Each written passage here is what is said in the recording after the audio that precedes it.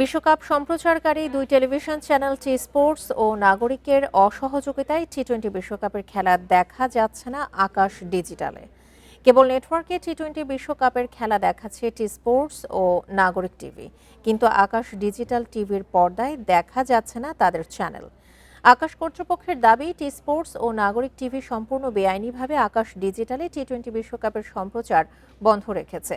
এতে দেশের প্রচলিত আইনের বিরুদ্ধে গিয়ে আকাশের প্রায় 50 লাখ দর্শককে অন্যায়ভাবে বিশ্বকাপের খেলা দেখা থেকে বঞ্চিত করা হচ্ছে। বিষয়টির তথ্য ও সম্প্রচার মন্ত্রণালয়কে জানানো হয়েছে এবং বাংলাদেশের প্রচলিত আইন অনুযায়ী জরুরি ও তাৎক্ষণিক পদক্ষেপ নিতে অনুরোধ করা হয়েছে আকাশ ডিজিটালের পক্ষ থেকে।